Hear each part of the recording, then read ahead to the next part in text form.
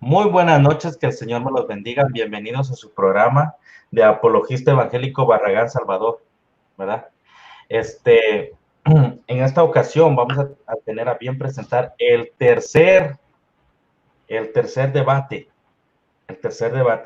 entre el hermanito Guido Rojas, teólogo, y el hermanito Salvador Barragán. Van a estar hablando acerca de la Biblia y la iglesia primitiva. Les quiero recordar antes de que comience este debate, que este sábado que viene, va a haber un debate entre el hermano Riguardón, católico, y Roberto Isaac Fuentes, ¿verdad? Evangélico, ¿verdad? En el canal de Huellas Católicas. La hora creo que va a ser ya en la noche, más o menos. No les voy a decir una hora. Esperen el debate. Va a estar muy bueno. El hermano Roberto Isaac es un apologista muy, muy bien preparado. Rick Guardón, católico, está muy bien preparado también. Yo he platicado muchas veces con él y me ha metido a serios problemas. Va a ser un debate muy bueno. Promete un buen debate, ¿no? También, hermanos, quiero animarlos a que compartan el canal, a que compartan este directo.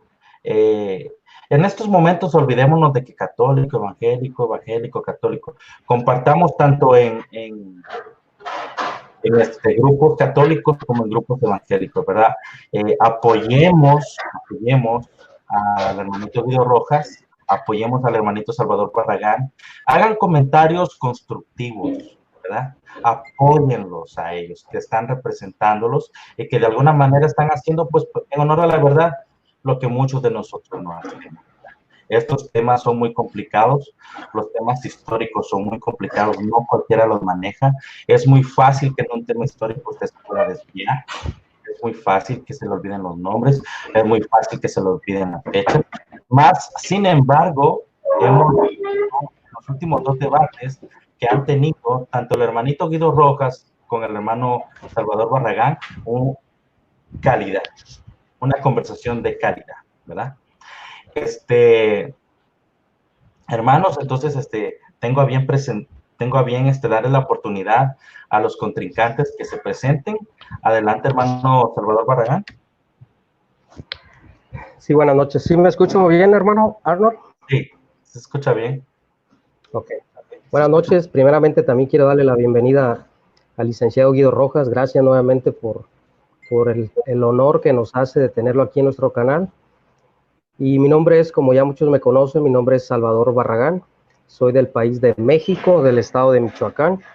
El día de hoy vamos a tener un debate, un compartir, un diálogo.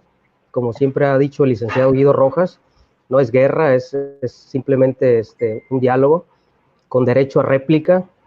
Vamos a hablar acerca de la iglesia y las escrituras. Quiero agradecer a todos los hermanos que se están conectando, también a todos los hermanos que van a ver este debate, este diálogo, y ambas partes, tanto el licenciado Guido Rojas, que es de confesión de fe católica, tanto un servidor que es de confesión de fe evangélica, lo hacemos para gloria de Dios. Que toda la gloria y que toda la honra sea para el Señor, que no ganemos nosotros, sino que nuestro Dios sea glorificado. Perfecto. Muchas gracias, hermanito Salvador. Entonces, el micrófono lo vamos a apagar. Yo también lo voy a apagar para que se presente el hermanito Guido Rojas. Gracias, Arnold. Bendiciones para ti, bendiciones para mi amigo Salvador Barragán. Como decía, vamos a tener un compartir de los que hemos tenido anteriormente. Este es el tercero. Vamos a hablar un poco sobre el tema de las escrituras y la iglesia primitiva. Entonces, en el mismo contexto, cada uno es de su óptica. Nuestro amigo Salvador Barragán desde la óptica evangélica protestante y mi persona desde la óptica como un católico romano. Espero que sea del agrado de todos ustedes. No siendo más por el momento, creo que va a ser un compartir como siempre con altura, con educación, con respeto y sobre todo que el Espíritu Santo nos ilumine y nos guíe en este caminar tan precioso que es hablar sobre la palabra de Dios, que como sabemos, porque son palabras que vienen del alto. Gracias, Arnold, y gracias a Salvador Barragán y a todas las personas que en este momento están viendo. Bendiciones para todos. Bendiciones, hermanitos. Entonces, recuérdense, antes de comenzar, compartamos, hermanos, porque esto, como decía un amigo cubano, esto es candela. Esto se va a poner muy bueno, hermanos. Yo, tengo mi lapicero porque siempre le agarro algo nuevo al hermanito Guido y siempre le agarro algo nuevo al hermanito Salvador. Siempre estamos aprendiendo. Uno nunca puede decir que lo sabe todo. Nosotros en realidad siempre seguimos aprendiendo, ¿verdad? Esa gran frase de ese filósofo, solo sé que no sé nada. Entonces ahorita, hermanos, objetivamente escuchemos tanto al hermanito Guido como al hermanito Salvador. Pongamos la atención, hermanos, ¿verdad? Porque antes que todo recordemos que somos cristianos. Entonces, Salvador, si usted está listo, vamos a ponerle tiempo para que comience su exposición. Sí. Usted me avisa, hermano. Bien, hermano, adelante con su exposición. Sí, cuando falten unos 3 minutos antes me avisa, por favor. Sí, buenas noches a todos. El día de hoy vamos a tener este tema acerca de la iglesia, las escrituras, y tiene que ver relacionado también con la tradición, ¿no? Tenemos que ver que el Nuevo Testamento es el digno cumplimiento del Antiguo Testamento. Es el único fin legítimo hacia el cual podían señalar la ley y los profetas. Y después de la lectura de la ley, tenemos que primero pensar, tenemos que ser objetivos en que la iglesia primitiva, la iglesia cristiana, fue primeramente 100% judía. La iglesia fue convocada por judíos el día de Pentecostés, que un día se convierte en 3,000, otro día como 2,000, en total 5,000 cristianos. De hecho, muchos eran prosélitos, que los prosélitos eran cristianos que ya era una mezcla de judíos con extranjeros, pero de todos modos tenían sus raíces judías y venían al Pentecostés. Dentro de del cuerpo apostólico de los 12 apóstoles de la iglesia, podemos ver que la iglesia siempre recurrió a las escrituras. La iglesia cristiana primitiva nunca vio el judaísmo como una religión, perdón, el judaísmo, los apóstoles que eran judíos nunca vieron el cristianismo como una religión nueva, a diferencia como la veían los paganos y los gnósticos, sino que los judíos o los apóstoles veían la iglesia, el cumplimiento de las profecías mesiánicas del Antiguo Testamento. Entonces, ellos podían entender que las más de 300 profecías mesiánicas se habían cumplido en Jesucristo, que era el Cordero de Dios que iba a salvar al mundo de sus pecados. Entonces, la iglesia fue 100% judía, los gentiles empiezan a agregar a la iglesia tiempo después. La iglesia, un ejemplo, podemos ver al apóstol Pablo, que el apóstol Pablo es el autor casi del Nuevo Testamento, de 13 epístolas, de 27 en total que tiene el Nuevo Testamento. El apóstol Pablo, aproximadamente en un estudio de muchas horas, pude recopilar esta información que el apóstol Pablo señala 183 pasajes del Antiguo Testamento. 183 pasajes del Antiguo Testamento. Pablo cita, parafrasea en sus escritos, incluye varias citas del Antiguo Testamento. Podemos ver al apóstol Pedro, cuando empieza su sermón el día de Pentecostés, el apóstol Pedro también recurre al Antiguo Testamento. Todo el sermón o todo el mensaje de Hechos 12 en adelante está citando las escrituras del Antiguo Testamento. Y el apóstol Pablo, aproximadamente podemos ver que cita 84 citas del Antiguo Testamento en la sola epístola a los romanos. Entonces podemos ver qué tan importante era la Sagrada Escritura para los apóstoles. Por eso nosotros, la Iglesia Cristiana Evangélica, recurrimos a que la Escritura es nuestra única regla de fe, nuestra única norma de fe, la suficiencia de las Escrituras, que las Escrituras contienen todo lo que se tiene que enseñar, todo lo que se tiene que enseñar como doctrina a la Iglesia. El apóstol Pablo cita 84 citas del Antiguo Testamento tan solo en la epístola a los romanos, 83 citas de la carta a los hebreos, 83 citas, en unas parafrasea, hace paráfrasis, en otras sí es muy de manera enfático lo dice, pero podemos ver que en estas dos epístolas el apóstol Pablo cita 84, 83 citas del Antiguo Testamento. Podemos ver en la primera carta a los Corintios que el apóstol Pablo cita 26 citas del Antiguo Testamento. En la segunda carta a los Corintios, el apóstol Pablo cita 18 citas del Antiguo Testamento. En la epístola a los Gálatas, 14 veces, 14 pasajes o 14 citas, en algunas parafrasea, pero hace una referencia y hace una conexión con el Antiguo Testamento. En Efesios cita 12 veces el Antiguo Testamento. En la carta a los Colosenses, 3 veces. En las únicas 2 epístolas paulinas que no cita Pablo el Antiguo Testamento es en la carta a Filemón y en la carta a Tito. Estas no contienen citas del Antiguo Testamento o no se le pueden relacionar. Ahora vamos al apóstol Pedro. El apóstol Pedro también cita el Levítico 11:44 diciendo, como aquel que os llamó, sed santo como yo también soy santo, que eso dentro de la teología sistemática se le conoce como un atributo comunicable. La santidad de Dios es un atributo comunicable a los santos, a los santificados, a los salvos por la gracia de Dios. El apóstol Pablo también, primera de Pedro, capítulo 1, versículo 15 y 16, también cita Isaías 48, nos recuerda la palabra del Señor, que la palabra de Dios permanece para siempre. También podemos ver que Pedro compara la iglesia con un nuevo templo que está siendo construido por Dios. Los apóstoles sí creían en una revelación progresiva, que el judaísmo creía que la salvación solo había llegado hacia los judíos. Entonces, cuando los gentiles empiezan a agregar a la iglesia, se empiezan a incorporar a la iglesia, es cuando cambia el chip y cambia la manera de pensar del apóstol Pedro, del apóstol Pablo, y creen una revelación progresiva. Por eso el Nuevo Testamento es aceptado como palabra de Dios, como inspirador de Dios, por una revelación progresiva a los apóstoles. Entonces, para la iglesia primitiva podemos ver que para la iglesia de Berea, todo lo que les predicaban acerca del Mesías, ellos lo comparaban con las Escrituras, porque para ellos las Escrituras era muy importante y todas las profecías que se habían cumplido en Jesús tenían que ser comparadas y tenían que ser juzgadas a la luz de las Escrituras, a la luz de la Biblia.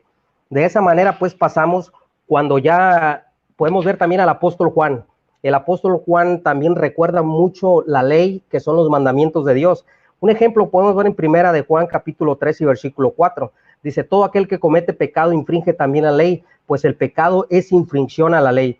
Siempre los apóstoles están invitando a la iglesia a que cumplan los mandamientos de Dios, a que se santifiquen en su palabra, como lo dice el apóstol Santiago, como lo dice Santiago. El Señor Jesucristo dice, santifícalos en tu palabra porque tu palabra es verdad. O sea, la palabra de Dios es verdad. El salmista en el Antiguo Testamento dice, la suma de tu palabra es verdad. Y hay muchísimas citas en el Antiguo Testamento, como en el Nuevo Testamento, podemos ver que la palabra de Dios es inspirada por Dios y es suficiente para adoctrinar, para enseñar a la iglesia. Podemos ver, cuando mueren los apóstoles, quise dar una reseña histórica así rápidamente acerca de los apóstoles, cómo ellos citan el Antiguo Testamento como palabra de Dios, como Sagrada Escritura. Ellos nunca se deslindaron de la palabra de la Sagrada Escritura del Antiguo Testamento, siempre la estuvieron citando, siempre la estuvieron recordando. Cuando mueren los apóstoles y el último apóstol, según la tradición, el que muere es el apóstol Juan, viene el gran reto para la iglesia. Viene el gran reto para la iglesia porque ya el Señor Jesucristo había ascendido al cielo, los apóstoles ya no estaban aquí en la tierra, ahora viene la segunda generación de la era posapostólica, que se le conoce como los padres apostólicos. No hay que confundirlos tampoco ahí con los padres de la iglesia, pero sí los que fueron sucesores o fueron discípulos de los apóstoles. Este personaje que les voy a citar no fue directamente discípulo de un apóstol, pero sí tuvo mucha relación con Policarpo de Esmirna, que se cree que Policarpo de Esmirna fue discípulo del apóstol Juan. Vamos a entrar a la era del siglo II para que nos podamos dar cuenta de qué manera era tan importante la Sagrada Escritura para la iglesia, de qué manera la iglesia usaba las Escrituras, tanto Antiguo como Nuevo Testamento, para refutar las herejías y a ese gran reto que se venía a enfrentar la iglesia primitiva. Uno de ellos, y ahorita les cito más adelante lo que les había dicho acerca de San Irineo de León, pero vamos a entrar a lo que es la Didaché. La Didaché también es un estudio que me llevó mucho tiempo para sacar todas estas citas bíblicas. Según la Didaché, a lo que yo pude investigar, menciona 19 libros de la Biblia, tanto Antiguo, tanto como Nuevo Testamento, más de 30 citas bíblicas. Se cree que la Didaché era un tipo resumen de la doctrina de los apóstoles. Eso según la tradición. No es tomado en cuenta como palabra de Dios, pero sí es un documento muy importante tanto para las universidades académicas en teología sistemática, en historia de la iglesia, en patrología, en papirología. Todo lo que tiene que ver con la iglesia en estudios académicos son documentos muy importantes. 30 citas bíblicas y 19 libros, tanto Antiguo como Nuevo Testamento. Cita la Didaché, cita el Evangelio de Mateo, de Marcos, de Lucas, Primera de Pedro, Tito, los Salmos, Hebreos, Deuteronomio, Proverbios, Malaquías, Romanos, Santiago, Colosenses.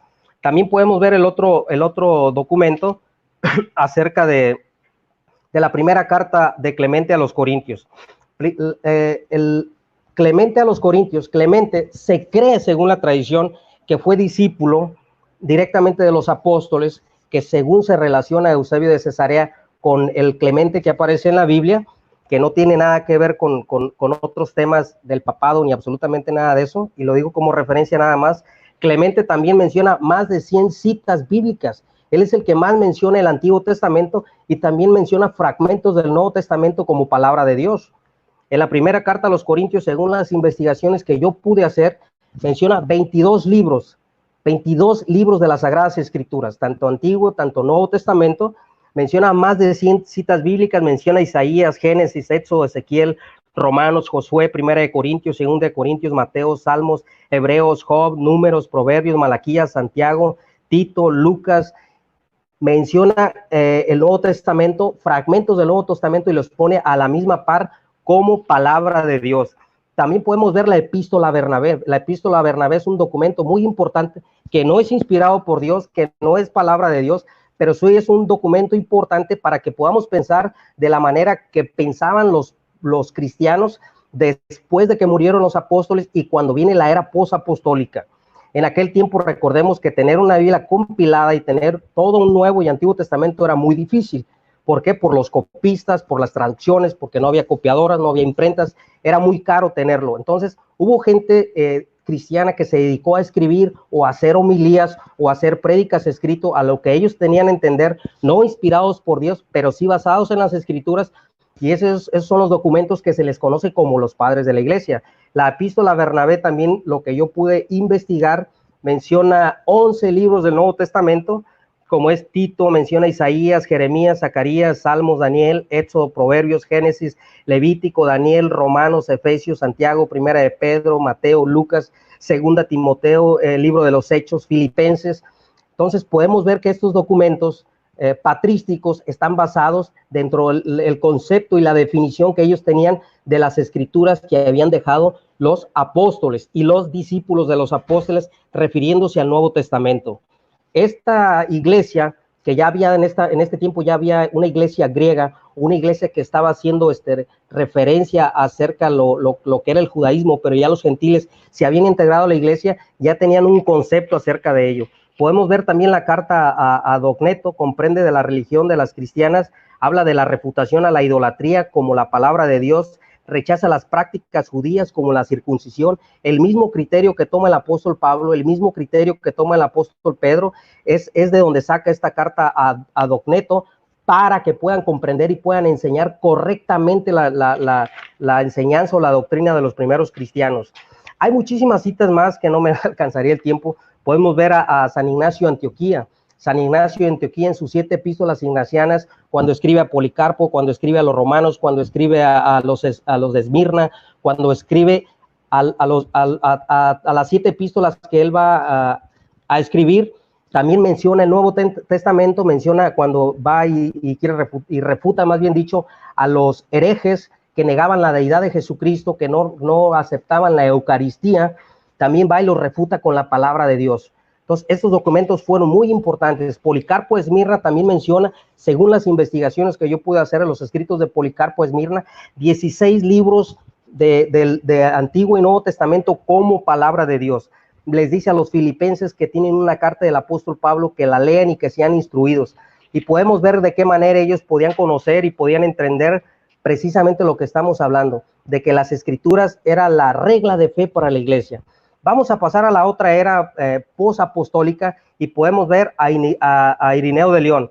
Dice Irineo de León en su libro 2, dice: no hemos recibido de otros la disposición de nuestra salvación, sino de aquellos por quienes el evangelio llegó a nosotros, el cual predicaron entonces y luego por la voluntad de Dios nos la transmitieron en las escrituras, que son el pilar y fundamento de nuestra fe.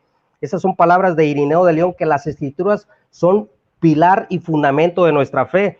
También dice Irineo de León en su libro 3, dice que la tendencia de Hermógenes prueba aquello que de antemano está escrito. Si no está escrito, que tema la maldición proferida contra ellos, que se atreven o a añadir o a quitar. O sea, todas aquellas personas que no enseñaban como enseñanza, como doctrina, las Sagradas Escrituras, los pone bajo una maldición.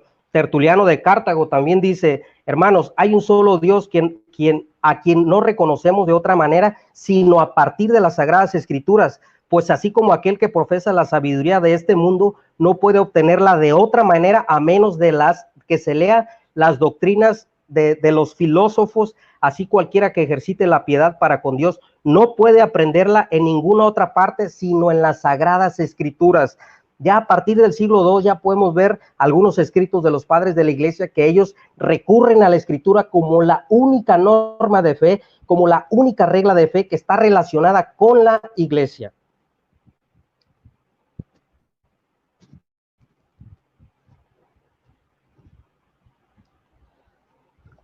Perdón, hermano, es que se me fue porque me llamó Héctor. Dígale a Héctor que no me llame, por favor. Podemos, corre el tiempo otra vez, podemos ver que también Hipólito, del año 170 al año 235, dice, ellos no han dudado en corromper la palabra de Dios, han tratado con desprecio el estándar de la fe primitiva, no han conocido a Cristo en lugar de preguntar qué se dice en la Sagrada Escritura, someten atención todo nervio para encontrar una figura fisiológica para resolver su impiedad. Si alguien confronta con su contexto de la Divina Escritura, lo examinan para ver si convertirlo a una figura filosófica, conjuntiva o disminutiva. Ponen a un lado la palabra de Dios, dice, y se dedican a la geometría, y da una infinidad de refutación acerca de que la iglesia tiene que estar instruida en la palabra de Dios. Todo lo que enseñan tiene que estar instruido en las Sagradas Escrituras. Eusebio de Cesarea, en la historia de la iglesia, citando a Dionisio en el año 265 después de Cristo, que fue obispo de Alejandría, dice, los escritos santos y divinamente inspirados son únicos y suficientes en sí mismo para dar a conocer la verdad. Podemos ver, mis amados hermanos, que la iglesia post-apostólica recurría a las escrituras para sustentar una verdad bíblica, para sustentar una verdad y una enseñanza apostólica. Dice Atanasio, dice, nunca encontrarás lo que las escrituras no han declarado. Vuelve a decir Atanasio, es una farsa hacer preguntas o presentar discursos sobre aquello que no está escrito. Vuelve a decir Atanasio, dice, solo en las Sagradas Escrituras se anuncia la instrucción de la religión a las cuales ningún hombre puede añadir, ni ningún hombre puede disminuir, que son suficientes en sí mismas para la articulación de la verdad. Atanasio también está recurriendo a la Biblia como única fuente de verdad para enseñar una verdad. Ese es el mismo modelo que debe seguir la iglesia para enseñar la verdad bíblica. Sigue que también es reclamado por la Iglesia Católica como padre de la Iglesia Católica, dice Cirilo de Jerusalén, guarda únicamente aquella fe que la iglesia te está dando ahora y que está certificada a partir de toda escritura. Me volvió a llamar Héctor, dígale a Héctor por favor que no me llamen, hermano Iván, por favor. Dice Cirilo de Jerusalén, guarda únicamente todo lo que se te ha transmitido por medio de la Sagrada Escritura. Dice San Basilio, obispo de Cesarea, en el año 329 al año 379, dice, cree lo que está escrito, y no busques ni descubres lo que no está escrito. Dice, vuelve a decir San Basilio en su homilía acerca de la Trinidad, ¿cómo pues podemos usar aquellas cosas que no encontramos en las Escrituras? San Juan Crisóstomo dice, es por ignorancia de la Escritura que surgen todas nuestras maldades, de allí la plaga de tantas herejías, de ahí nuestras vidas descuidadas, nuestras labores infructuosas, erran quienes no ponen su mirada en los brillantes rayos de las divinas Escrituras, porque caminan en tiniebla. San Juan Crisóstomo dice, sigue diciendo, no busquéis a otro maestro, tenéis los oráculos se refieren a las memorias de los apóstoles, a la palabra de Dios, dice, nadie nos enseñe como estos. Podemos ver, mis amados hermanos, que también San Jerónimo dice, en aquellas cosas que son llenamente establecidas en la Escritura, se encuentran todas las cosas que abrazan la fe y las costumbres morales. Teodoreto dice, todas las cosas que nos son entregadas por la ley y los profetas y los apóstoles y los evangelistas son las que recibimos, reconocemos, reverenciamos sin buscar nada más allá de estas. Así habéis buscado, escudriñado las Escrituras que son verdaderas, las cuales os fueron dadas por el Espíritu Santo, y sabéis que no hay nada falso ni fraudulento en ello. Justino Mártir, sí, hermano, Justino Mártir dice, hay que creer la Escritura por su nobleza y por la confianza en aquel que la envía. La palabra de verdad es enviada por Dios, ya que han sido enviada con autoridad. No hace falta preguntarse por pruebas acerca de lo que afirma, puesto que no hay otra prueba más que de la misma Sagrada Escritura, la cual es inspirada por Dios. Justino Mártir, en su fragmento acerca de la resurrección, sigue diciendo, dice, el día domingo se reúnen en un lugar los mismos que habitan en la ciudad, de los que viven en el campo, y según nos conviene, se leen los tratados de los apóstoles y los escritos de los profetas, según el tiempo permita. Luego, cuando el lector termina, el que preside se encarga de amonestar con palabras de exhortación a la limitación de cosas tan admirables. Dice Irineo de León, vuelve a decir, nosotros no hemos conocido la economía de nuestra salvación, sino por aquellas a través de los cuales el evangelio ha llegado hasta nosotros. Los apóstoles, ellos primero lo proclamaron, después por voluntad de Dios nos los transmitieron por escrito para que fuese columna y fundamento de nuestra fe. Hermano, sus 20 minutos han terminado. Muchas gracias. Gracias. Les recuerdo a todos los presentes que compartan en sus grupos, ¿verdad? Y que le den un like. Ayuden al canal dándole un like y apoyen tanto al hermanito Salvador como al hermanito Guido, escribiendo buenos comentarios acerca de los dos hermanos. Recuérdense que ellos dos son personas que nos están de alguna manera exponiendo, ¿verdad?, el conocimiento que ellos tienen. O sea, lo que ellos están exponiendo no es algo que nomás lo leyeron por ahí en una página de Google.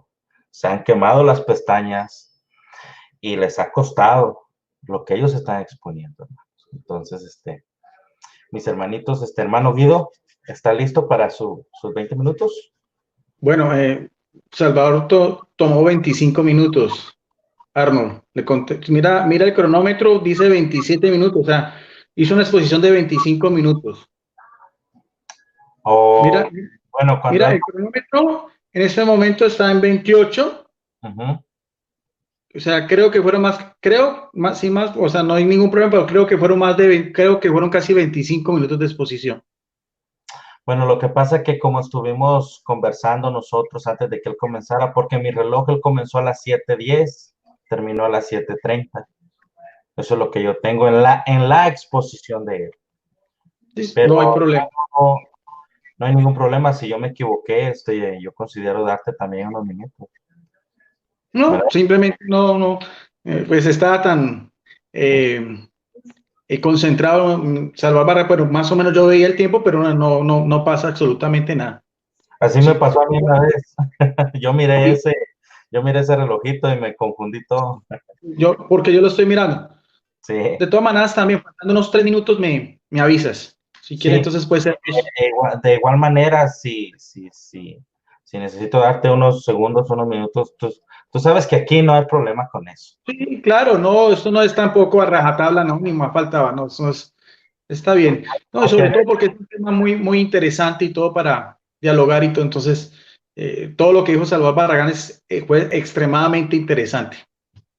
Porque a veces, fíjate que a veces estás hablando el pensamiento, el último pensamiento, y vas a la mitad y te tienen que cortar y no te dan ni unos segundos ni nada por ser muy estrictos, pues, y no se trata de eso, se trata de completar bien el último pensamiento, ¿no?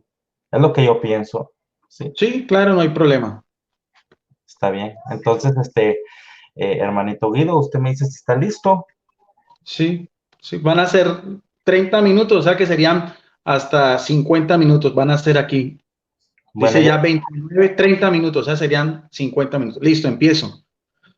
Bien, muy interesantísimo lo que pudimos escuchar de la exposición de nuestro amigo Salvador Barragán. Me dejó sorprendido porque realmente hay muchas cosas. Primero que todo, quiero una frase del Papa León XIII que decía que el estudio de la Sagrada Escritura debe ser como el alma de toda teología, porque para la Iglesia Católica es la primera fuente de la revelación sagrada.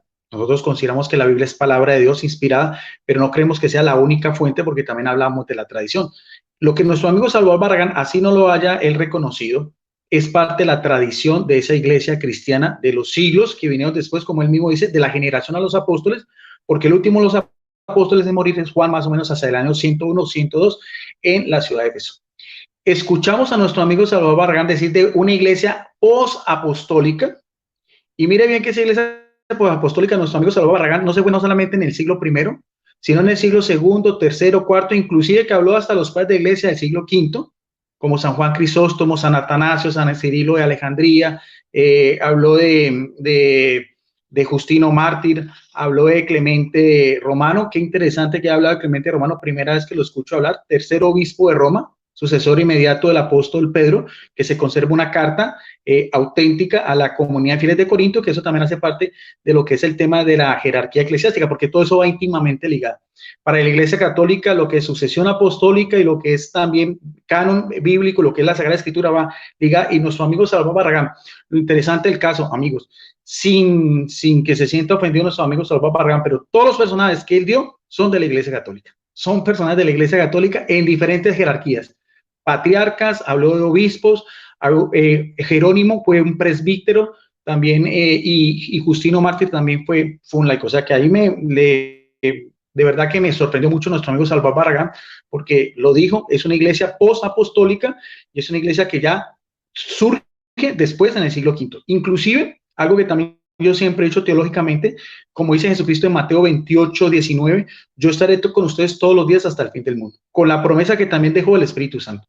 Por lo tanto, para la Iglesia Católica, así él no lo haya reconocido, nosotros pensamos que esa misma tradición de la Iglesia, sobre todo en lo que fue estos inicios de esa Iglesia apostólica, también tiene un sello característico, que es el sello, como el mismo Jesucristo decía, es el Espíritu de la verdad. Y por eso decía nuestro amigo Salvador Barragán que todos estos padres apostólicos y padres de la Iglesia hicieron comentarios de libros tanto del Antiguo como del Nuevo Testamento, ¿no? Teniendo en cuenta que no hay ninguna parte en los 27 libros del Nuevo Testamento que nos diga cuál es el canon. Eso fue posteriormente, que es también producto de los primeros signos y los primeros concilios de la Iglesia Católica, porque acordémonos también en ese mismo ambiente que también hubo unos evangelios gnósticos y también hubo evangelios de la comunidad de Najamandi, como el evangelio de Tomás, el evangelio de Judas, el evangelio de María Magdalena, que estos mismos padres apostólicos y padres de la Iglesia condenaron, y también la autoridad de la Iglesia Católica, como él mismo lo cita, a San Atanasio, gran defensor de lo que es la ortodoxia sobre la divinidad de nuestro Señor Jesucristo. Entonces, por ese lado me parece interesante, inclusive hay que reconocer lo que es el término patrística, pues eso también es importante. De resto, más o menos lo que él dijo, coincido completamente, por ejemplo, de Justino Mártir.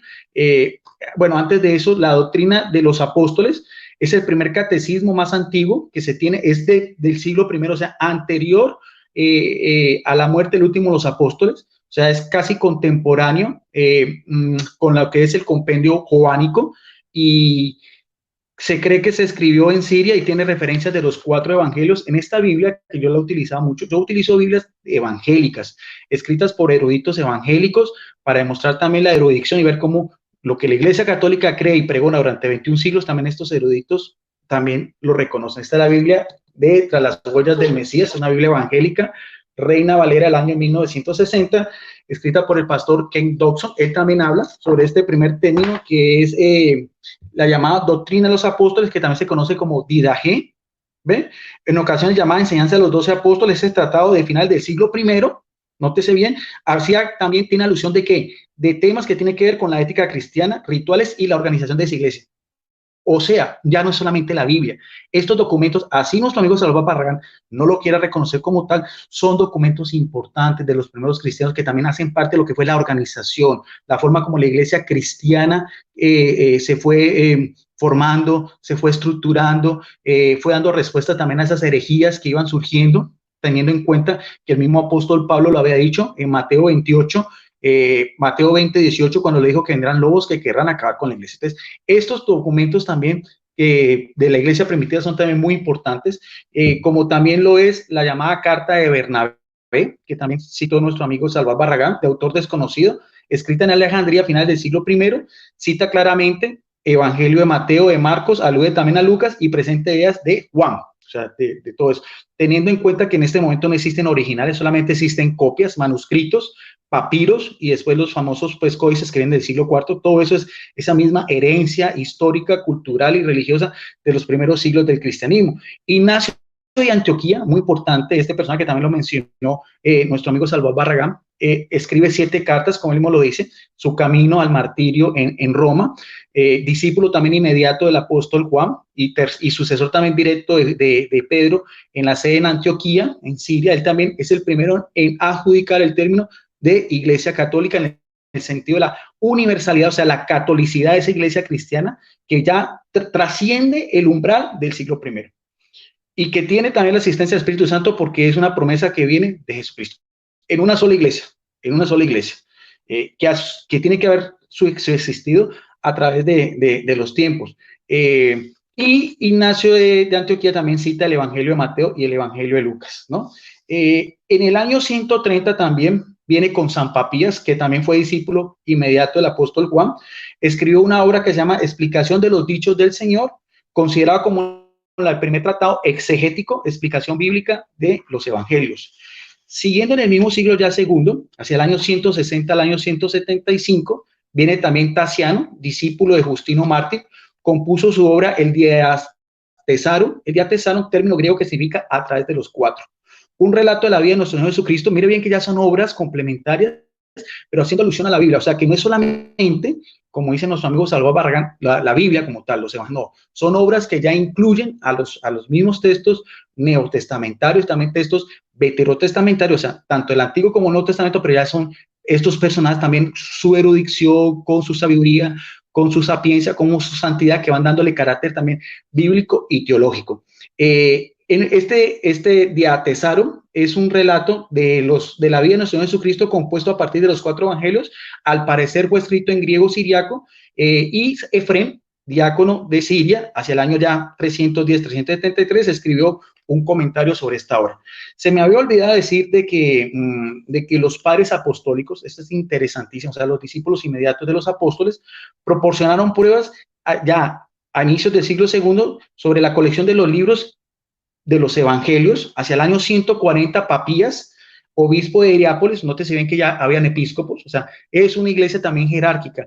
Estos jerarcas, aparte de tener dignidad eclesiástica, aparte de ser dirigentes de la iglesia, también hacían comentarios, hacían obras exegéticas, hermenéuticas, obras de orden pastoral sobre la Sagrada Escritura. Por eso para la Iglesia Católica es tan importante la Sagrada Escritura como la tradición de la Iglesia.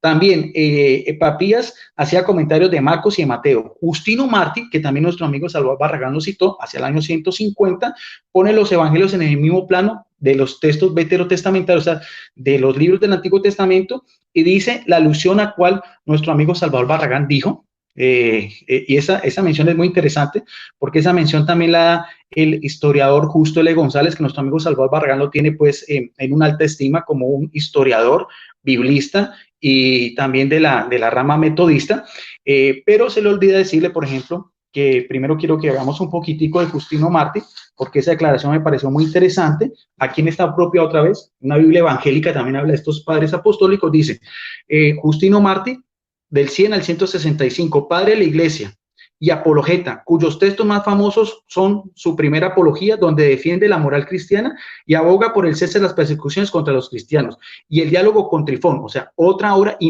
importantísima de ese tiempo, otra obra también que hace parte de la tradición de la iglesia, de este hombre santo, padre de los apologistas, y que también dio su vida, dice, por defender pues su misma fe cristiana. Dice, en el diálogo con Trifón es una defensa de Jesús como el Mesías, o sea que son también escritos también post-bíblicos que también tienen que ver con todo lo que es el compendio de la ortodoxia, de la doctrina de la iglesia cristiana. Entonces, no solamente, como dice nuestro amigo Salvador Barragán, es la Biblia. Eso es una gran falacia, que nuestros amigos evangélicos con la sola escritura se derrumban. Por eso es que en la historia de la iglesia, mejor dicho, aquí hay pruebas de sobra, y esto no se puede ocultar, no se puede maquillar y no se puede dejar a un lado. Sigue diciendo, fue probablemente el primero en relacionar a Satanás con la serpiente caída en Génesis 3, y él y sus 6 discípulos fueron azotados, decapitados cuando se negaron a ofrecer sacrificios a los ídolos paganos.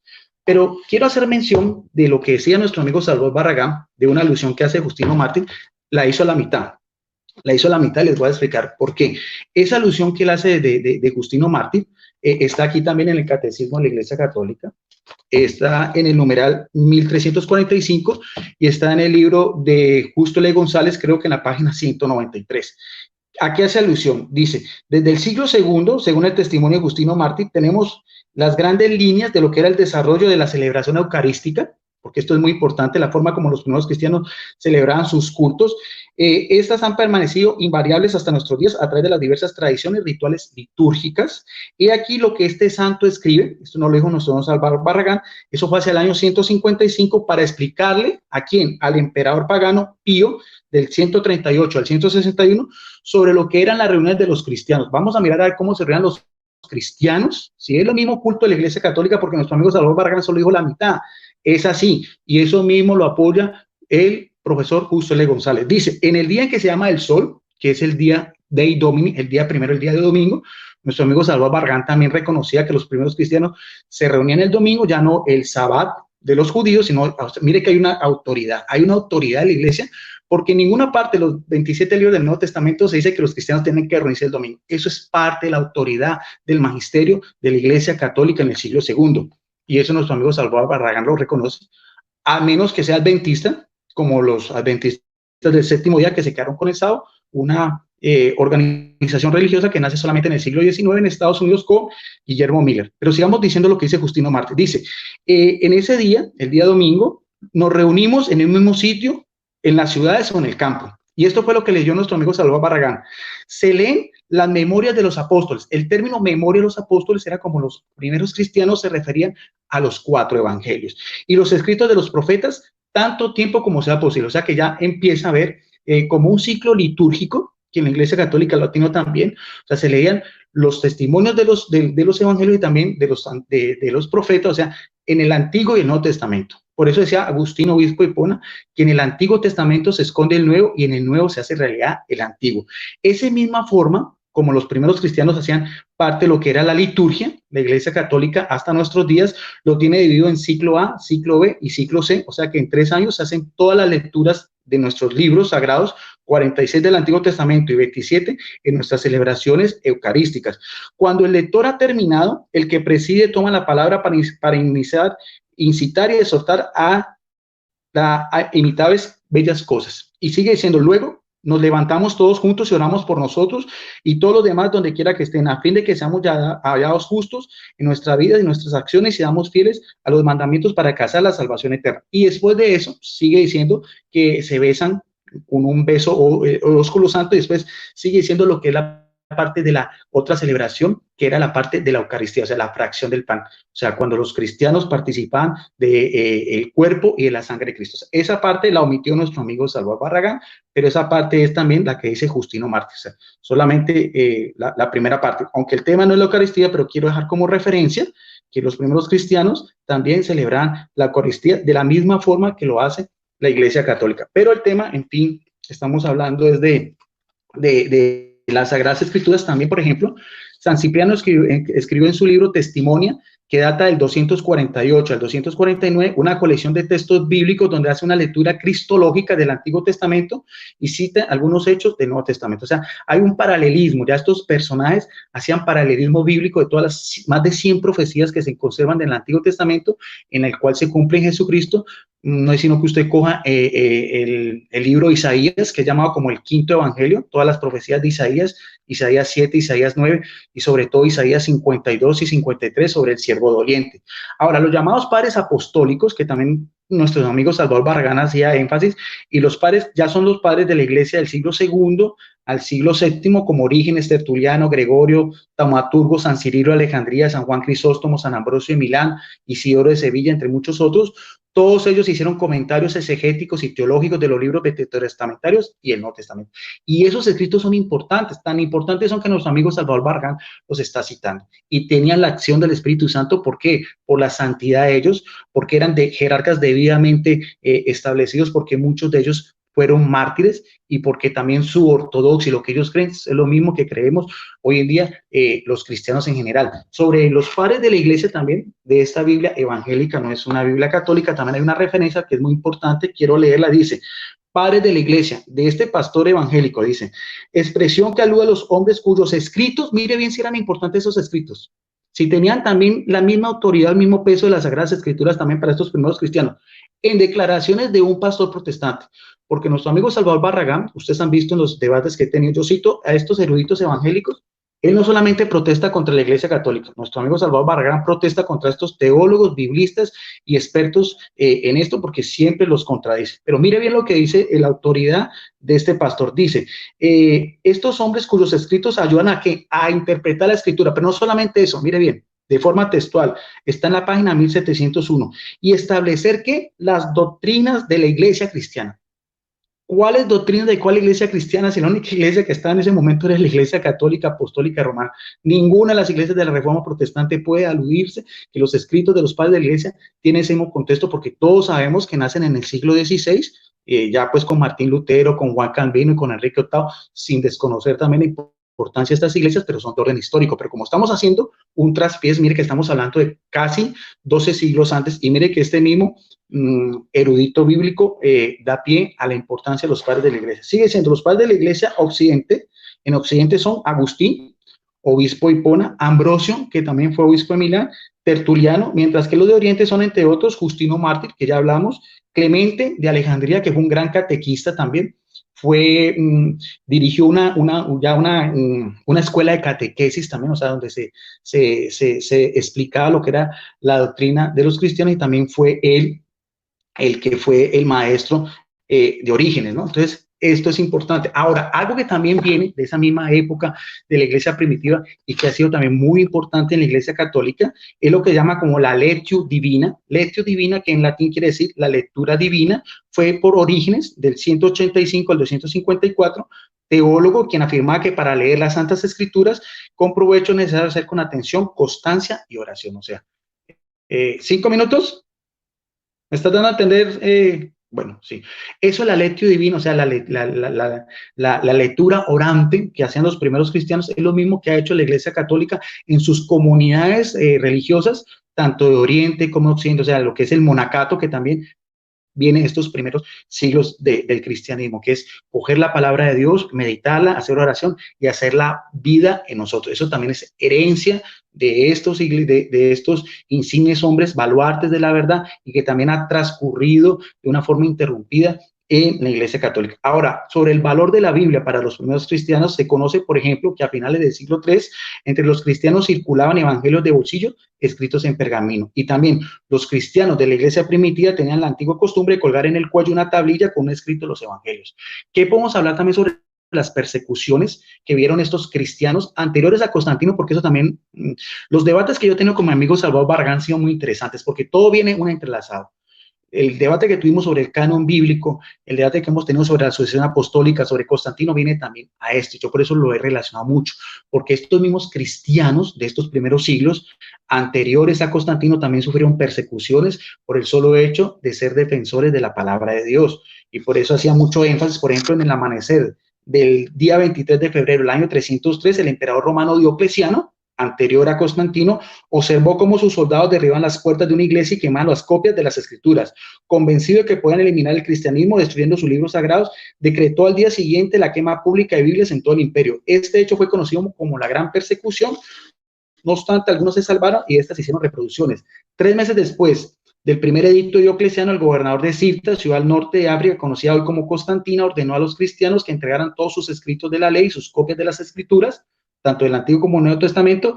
Existen testimonios sobre cristianos que prefirieron la tortura y el martirio antes de entregar sus Biblias para que fueran destruidas. Y eso fue anterior a Constantino, o sea, la misma iglesia del siglo I, siglo II y siglo III, la que posteriormente Constantino también siguió, porque nuestro amigo Salvador Barragán cita a Agustín de Hipona, cita a Crisóstomo, cita a Atanasio y cita también a San Basilio. Gracias, Arnold. Perfecto, hermanito. Le faltaban unos segundos. Bueno, hermanos, ustedes están oyendo esto, lo que ustedes están presenciando aquí, hermanos. Ustedes, miren, les voy a aconsejar algo. Hermanos evangélicos, dejen a un lado eso de que Guido es católico. Hagan sus notitas de aquello que de verdad están aprendiendo, que no sabían, y luego verifíquenlo. De la misma manera, católico, ¿verdad? Objetivamente, escucha lo que dice el hermano Salvador, haz tu notita y luego verifícalo si lo que él está diciendo está correcto o no. Así van a tener ustedes una perspectiva más objetiva de lo que está pasando. Recuerden, hermanos, de ponerle like al canal. Apoyemos al hermanito Salvador y compártanlo en sus grupos, en sus muros, hermano. Esto es, si ponemos nosotros cualquier cosa en nuestros muros, también podemos poner algo que edifique y nos instruya a nosotros mismos y a nuestros seres queridos que tenemos en nuestros muros. Entonces, hermanito Salvador, ¿usted está listo para sus 15 minutos de refutación?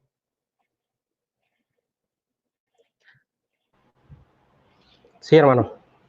Bueno, entonces, hermano, adelante. Sí, gracias. Bueno, primeramente voy a refutar a Guido Rojas, donde dice que Justino Mártir es el primero que hace una alusión acerca del primer día de la semana para el culto de la iglesia.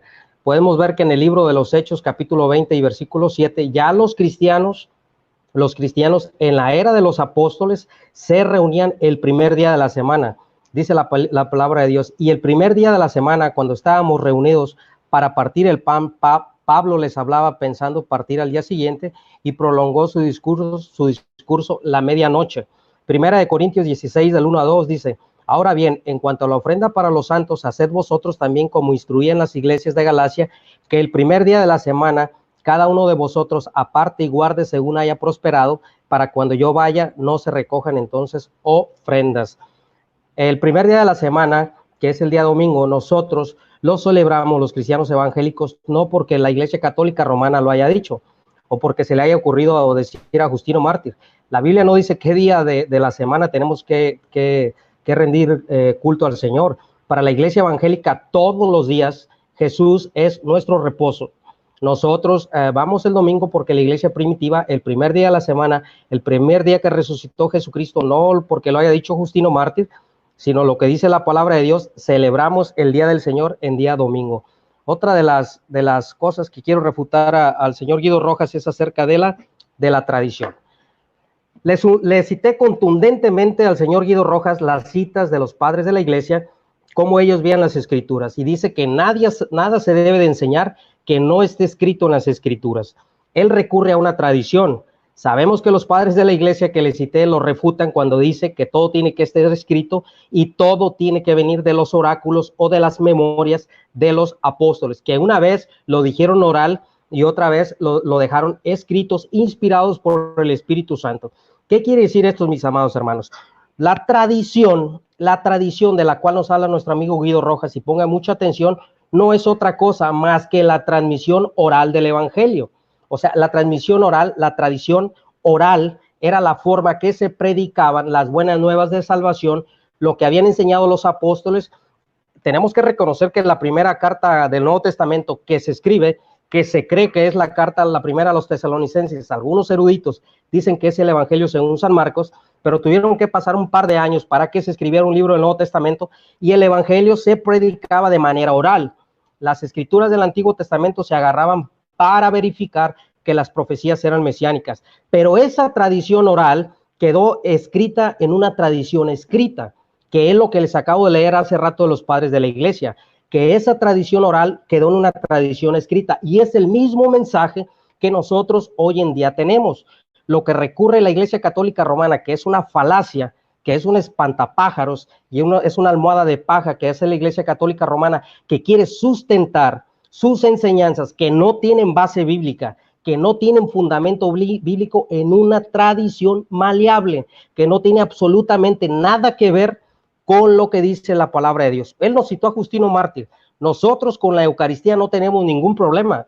La Eucaristía quiere decir Santa Cena de Acción de Gracias en latín. Yo no tengo problemas con ese término. Yo celebro la Santa Cena de Acción de Gracias, pero no porque lo diga la tradición, porque lo dice la palabra de Dios, lo que quedó inscrito, inspirado por Dios.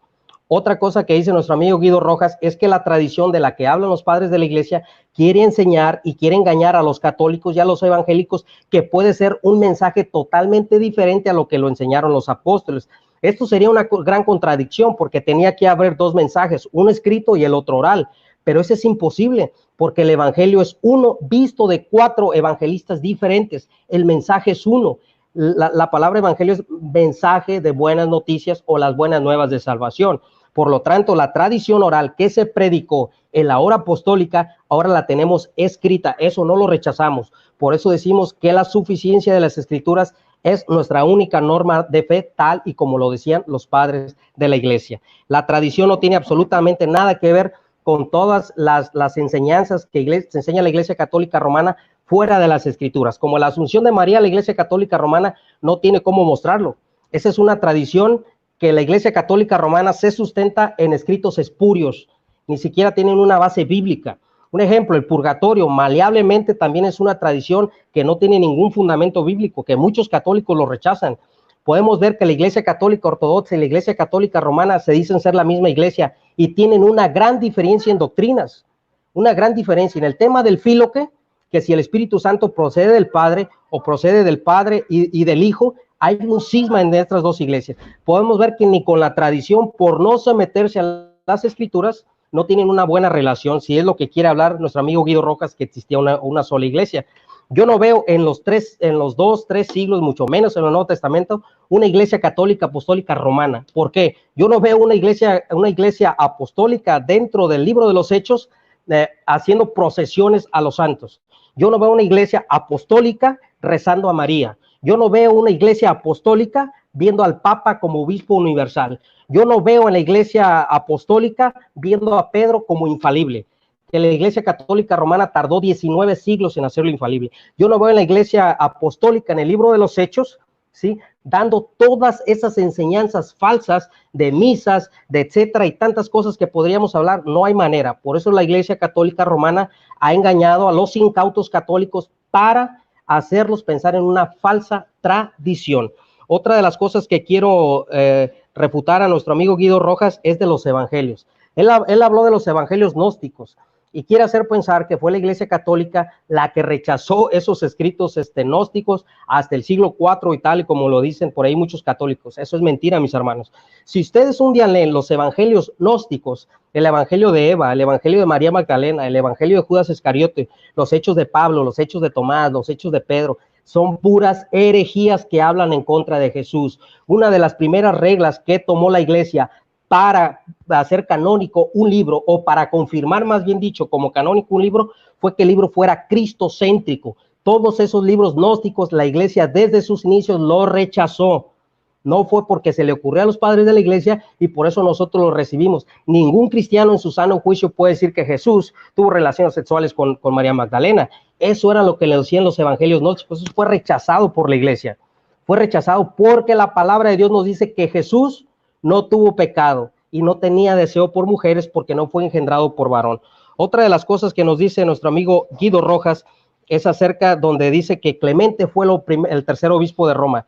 Yo le digo a nuestro amigo Guido Rojas que en todas las 2 epístolas de Clemente, que es una tradición que es atribuida a Clemente porque no dice por ningún lado que el autor sea Clemente, nunca habla de una monarquía, habla de un consejo de ancianos. Habla de ancianos, de presbíteros, que los ancianos no tienen absolutamente nada que ver con la monarquía católica romana, como cardenales, como arzobispos, como obispo universal, como obispo metropolitano, que está bajo la jurisdicción de una diócesis. Eso no existía, mis amados hermanos, en el cristianismo primitivo. Eso fue algo progresivo que recibió la Iglesia Católica Romana con el pasar de los tiempos. Otra de las cosas que quiero refutar a nuestro amigo Guido Rojas es cuando dice que había una sola iglesia. Dice que había una sola iglesia. O sea que nuestro amigo, ¿cuánto me queda, hermano Arnold? Nuestro amigo Guido Rojas nos quiere dar a entender que en el tiempo apostólico había una sola iglesia y que los 12 apóstoles tenían una jurisdicción sobre el control sobre todas las iglesias. Eso es una mentira, mis amados hermanos. Es una falacia, mis amados hermanos. Cuando Pablo visita lugares donde él llega, como al puerto que está ahí en el libro de los Hechos, no recuerdo si se llama el puerto de Pitoli, de un nombre así parecido, salieron cristianos a recibirle. Ningún historiador, y lo dice el doctor Justo L. González, te puede decir quién llevó el evangelio a esos lugares. El evangelio llegó al cristianismo por medio de la persecución a lugares desconocidos. Para el siglo III, dice el doctor Pablo Deiros, que había un promedio de 3 millones de cristianos, donde el cristianismo había llegado a los países nórdicos, que hoy en día es Irlanda, es Alemania, se había dispersado por la India, se había dispersado por Asia. El apóstol Pablo en sus 3 viajes misioneros llevó el evangelio en muchísimos lugares. El consejo de ancianos era por una fraternidad, por una confianza en la fe, no de manera institucional como hoy en día lo enseña la Iglesia Católica Romana. Mis amados hermanos, la iglesia primitiva se identificaba como una iglesia no bajo una dogmatización como hoy es en día la Iglesia Católica Romana. La iglesia la conformaban los santos, los santificados, los salvos, los que creían verdaderamente en el evangelio y los que habían sido salvos y eran incorporados al cuerpo de Cristo. No existía una institución católica romana como hoy en día conocemos. Nuestro amigo Guido Rojas también dijo que los padres de la iglesia eran católicos. Justino Mártir, que es considerado un hereje para los católicos, y yo a propósito se lo cité, no es considerado padre de la iglesia Orígenes de Alejandría, es considerado hereje porque Orígenes de Alejandría dice que también da una alusión a que los mismos ángeles caídos pueden pasar a purgar sus pecados o pueden pasar por una limpieza de sus pecados, que el purgatorio es de origen pagano, es de origen gnóstico, es de origen griego, de ahí la Iglesia Católica Romana trae raíces paganas, entonces no es considerado. Tertuliano de Cartago también no es considerado padre de la iglesia, porque de Tertuliano de Cartago nacieron los tertulianistas, que es una secta herética que iba en contra de la ortodoxia cristiana. También lo hice a propósito para que vea nuestro amigo Guido Rojas que los padres de la iglesia no son infalibles y los textos que yo le di era lo que ellos pensaban de las escrituras. Otra cosa, cuando nuestro amigo Guido Rojas dice que los padres de la iglesia eran católicos, o sea, yo quiero que nuestro amigo Guido Rojas nos muestre un ejemplo. Cuando habla de San Ignacio de Antioquía, que habla de la Eucaristía, yo no tengo ningún problema, Guido Rojas. Usted puede ver que la iglesia primitiva los acusaban de caníbales. ¿Caníbales por qué? Porque se decía dentro de los chismes de Roma, por llamarlo así coloquialmente, que los cristianos se comían literalmente a un niño llamado Jesús.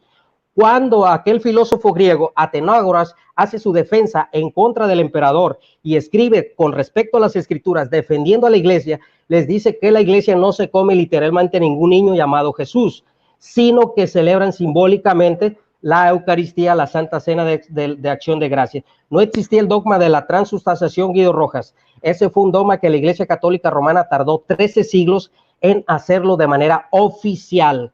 Ahí queda cruelmente nuestro amigo Guido Rojas otra vez totalmente refutado. Quiero también hacer énfasis en lo que dice nuestro amigo Guido Rojas acerca de que dice, donde volvió a decir que Clemente de Roma fue el tercer obispo de Roma.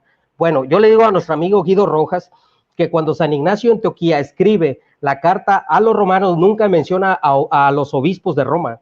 Sí menciona una jerarquía ya San Ignacio de Antioquía, pero no una jerarquía monárquica. O sea, él habla de un obispo local, no habla de un obispo universal como los católicos hoy en día tienen al Papa allá en el trono de San Pedro, y tiene la jurisdicción. Eso no existía, Guido Rojas. Esa herejía no existía y no existe forma de que usted me lo pueda probar hasta después del siglo IV, cuando el poder imperial pasa el poder eclesiástico a los obispos metropolitanos, como lo decimos en el otro video.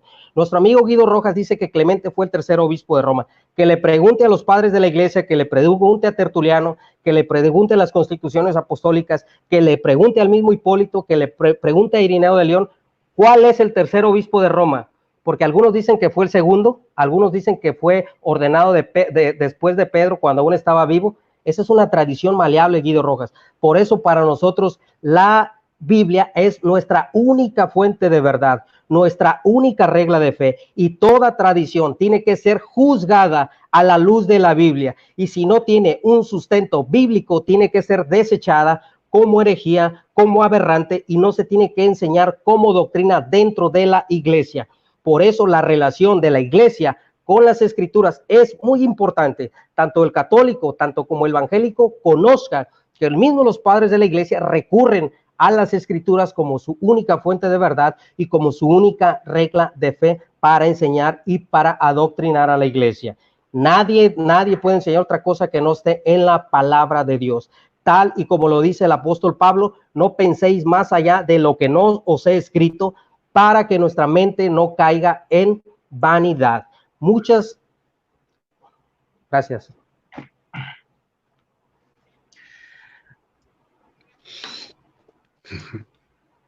¿Algún comentario? No, nada. Eso es una metralleta. Está bien, por mí no hay problema. De eso se trata, de compartir y todo. Cuando quieras. Eufórico, ¿no? Sí. Tal vez es por lo mexicano. Por la sangre también aquí de los aztecas que debe tener nuestro amigo Salvador Barragán. No, ese es el apasionamiento. Ese es el apasionamiento de estos temas, o sea, el que nos apasiona todas estas cosas, ¿no? Yo entiendo a Guido porque nosotros los escuchamos como que ellos hablan cantadito. Pero ese es el oído de nosotros, ¿no? Que tenemos otro acento. Sí. No, está bien. Interesante. ¿Tú me dices cuándo empiezo? Tenemos en el reloj 1:06. Usted, cuando usted... Antes de empezar, mira que esto es lo que yo creo que llama mucho la atención, porque este tipo de debates es un poco fuera de lo normal, ¿no? Por lo general siempre se debaten los mismos temas, la virginidad de María, la transustanciación, bueno, si el purgatorio, todas esas cosas. Yo una y otras a mis hermanos apologistas católicos lo debaten como 10 veces. Por eso es que me ha gustado mucho esta serie con mi amigo Salvador Barragán. Yo le he propuesto una serie de muchos otros temas también de orden histórico. También espero que también me acepte otros temas también de la iglesia primitiva, porque es interesante y se educa al pueblo católico y se educa al pueblo evangélico, porque podemos ver las dos corrientes, las dos vertientes. Los temas históricos no cualquiera los aborda. En cualquier momento puedes decir una fecha equivocada, un nombre equivocado, un acontecimiento, se lo atribuyes a otra persona y sí, tienes razón. Usted me dice cuando esté listo y... Vale, sí. Me avisas, por favor, 5 minutos antes. ¿5 antes o qué? Sí, 5 antes me avisas. Ok.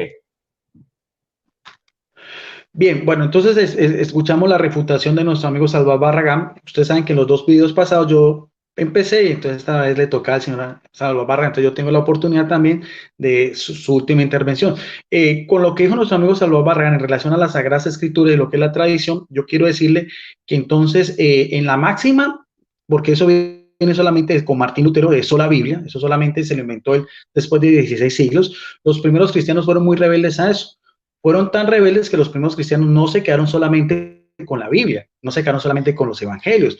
Por eso es que para los primeros cristianos, y el mismo nuestro amigo Salvador Barragán en la primera intervención lo dijo, para los primeros cristianos no era solamente la Biblia, para ellos también fue importante la doctrina de los apóstoles, la Didache, la carta de Bernabé, las 7 cartas también de Ignacio de Antioquía, la carta de Clemente Romano, que manda a la comunidad de Corinto, otra comunidad más aislada de ellos, de 2 jurisdicciones completamente diferentes, desde Roma hasta Grecia, y tan importante era la carta de Clemente Romano, la primera, que no es espuria, los mismos historiadores protestantes la han clasificado como verdadera, la segunda sí no, pero la primera sí, y esa carta de Clemente Romano se leía a la par en las asambleas de los cristianos el día domingo con los mismos escritos de los apóstoles. Eso se lo dejo de referencia para que nuestro amigo Salvador Barragán, que le gusta tanto la historia, lo indague. También la explicación de los dichos del Señor de San Papías fue una obra importante, el de Atesaron también, y también, como decía, la obra de San Cipriano testimonía, la Lectio Divina, o sea que no todos era Biblia para los nuevos cristianos, o sea, había también otras obras complementarias que eran importantes para ellos. Que nuestros amigos evangélicos se queden solamente con la Biblia, eso es otra cosa que solamente viene después de 16 siglos, pero el Espíritu Santo, como les digo yo, también actuó, porque no solamente actuó en los apóstoles, porque entonces Jesucristo hubiera sido un gran mentiroso cuando dijo que el Espíritu, el Paráclito, la verdad, los acompañaría. Entonces, si el Espíritu Santo solamente actuó en el siglo I, entonces estos otros escritos, todas estas otras obras literarias que fueron importantes para esos primeros cristianos, ¿cuál es el baluarte, cuál es el peso que tenía?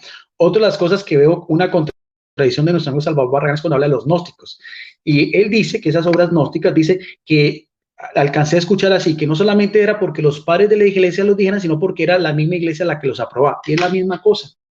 ¿Cómo va a ligar nuestro amigo Salvador Barragán la iglesia cristiana de Jesucristo del siglo II, siglo III, siglo IV, con los mismos jerarcas, porque ellos fueron precisamente los que, acordémonos que el primer canon era de un hereje nombre Marción, y ahí surgió que la iglesia cristiana tuviera que tener su otro canon, o sea que sí, los mismos herejes tenían una corriente completamente diferente. Cuando hablamos de hereje, estamos hablando de donatistas, eutiquianos, arrianos, nestorianos, maniqueos, a diferencia de lo que era la ortodoxia de la iglesia cristiana, de los mismos arrianos que fueron combatidos por este Atanasio de Alejandría, los mismos modalistas y todo esto que unicitarios, lo mismo que creen hoy en día los pentecostales, como los mismos arrianos, lo mismo que creen hoy en día los testigos de Jehová, herejías del siglo I que fueron combatidas por estos mismos personajes y por los primeros concilios de esa iglesia, de jerarcas que ya habían como tal. Entonces, no veo esa disyuntiva de nuestro amigo Salvador Barragán, sino entonces, ¿por qué no se incluyó a los evangelios de Judas, el evangelio de Tomás, el evangelio de María? Eso no es tan sencillo como dice nuestro amigo Salvador Barragán. Había unos criterios para mirar a ver por qué esas desviaciones de orden doctrinal y teológica. Por eso mismo, estos mismos escritos, por eso mismo, repito otra vez, vuelvo a repetir, nuestro amigo Salvador Barragán no solamente protesta contra la Iglesia Católica, protesta contra sus mismos eruditos. Vuelvo a repetir lo que dice este historiador y pastor que es protestante, dice acerca de los padres de la Iglesia. Vuelvo a repetir, dice, eran tan importantes hombres cuyos escritos ayudan a interpretar no solamente las escrituras, sino también que establecer doctrinas cristianas. Cuando hablamos de doctrinas cristianas, es precisamente eso, la divinidad de Jesucristo, la humanidad de Jesucristo, lo que era también que la presencia real de Jesucristo en la Eucaristía, que el mismo Salvador Barragán alude de que los padres de la iglesia así lo veían como tal, y toda esa serie de herejías gnósticas, los donatistas, los marcionistas, los valentinianos, todo eso que también, toda esa serie, la disyuntiva entre lo que era el alma con el cuerpo, y precisamente entonces eso sí hubo unas directrices y sí hubo también una forma como se combatió eso también desde las Sagradas Escrituras. Quiero advertirle a nuestros amigos Salvador Barragán, recordarle que Justino Mártir no es considerado como un hereje, antes por lo contrario es un santo de la Iglesia Católica. Para la Iglesia Católica es el patrono de los estudios apologéticos. Lo que sí no consideramos como santos, pero sí padres de la Iglesia, son dos, son Tertuliano de Orígenes, por sus desviaciones, que mismo conoce también. Acordemos que el mismo Tertuliano llegó hasta castrarse, una acción pues completamente descabellada para su época. Entonces, los escritos de ellos sí son considerados como válidos, pero no tienen el mismo peso en cuanto a lo que es la vida de santidad, como sí la Iglesia Católica ha canonizado a Agustín de Hipona, a Crisóstomo, a Atanasio y demás. Entonces, eso también quería aclararle. Ya nuestro amigo Salvador Barragán, como hace muchos de nuestros amigos apologistas evangélicos, se desvían del tema y empiezan con lo que siempre hacen.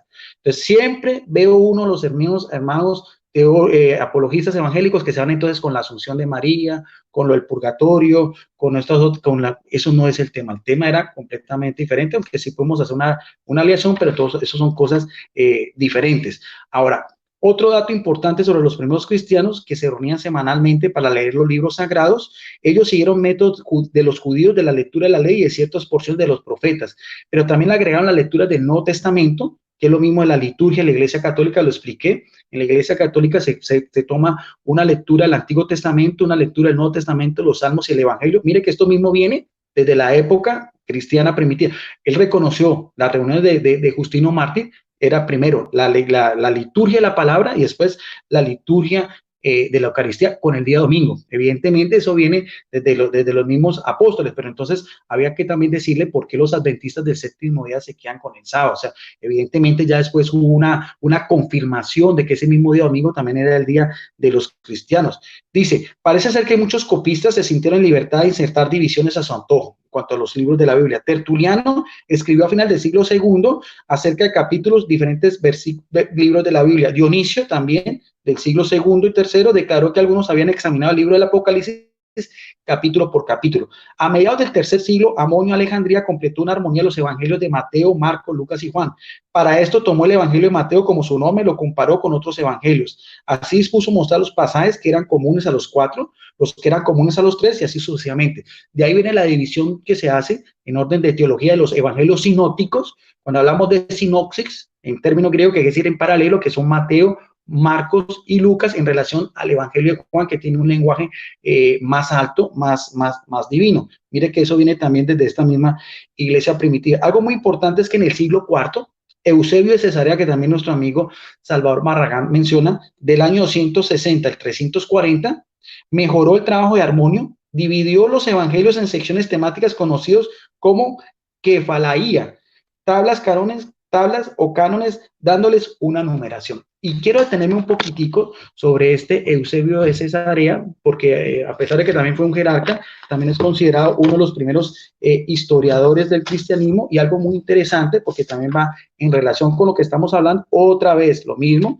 de la Biblia, de la Biblia de las huellas del Mesías. Aquí también hay una referencia muy importante sobre Eusebio de Cesarea que quiero que tomamos a consideración, porque no solamente dividió esos textos en forma temática, sino que también dice aquí, otra vez, de esta Biblia evangélica, tras las huellas del Mesías, algo muy importante. Dice, Eusebio de Cesarea, del 265 al 340, padre de la iglesia, historiador romano, experto en la Septuaginta, interesante esto, defensor de las enseñanzas de origen, o sea que también, aparte de eso, la Septuaginta, o sea, la versión de los 70 era muy importante para los primeros cristianos. La misma versión de nuestras Biblias católicas de hoy en día. En esta otra Biblia, porque nuestro amigo Salvador Barragán, por eso le digo, cuando yo muestro estas pruebas en físico, sus autores está la Biblia del Expositor, esta es la Biblia del Expositor, también de Jimmy Seward, es una Biblia también evangélica, también dice algo muy importante en ese mismo contexto, sobre también los libros que aceptaban los primeros cristianos, dice en forma textual, página 2277. El apócrifo o la apócrifa, como ellos le llaman nuestros hermanos evangélicos a los libros deuterocanónicos, incluye en el canon de la Septuaginta, la tradición del Antiguo Testamento hecha por los judíos de Alejandría en lengua griega, que llegó a ser la Biblia ¿de qué? Mire lo que dice acá, llegó a ser la Biblia de la iglesia primitiva. Estos libros también se encuentran en la Biblia del Antiguo Latín, así como en la Vulgata Latina, hecha por Jerónimo. O sea que lo mismo, los primeros cristianos fueron los que tenían los libros canónicos, también en los libros que rechazaron de las comunidades gnósticas, también.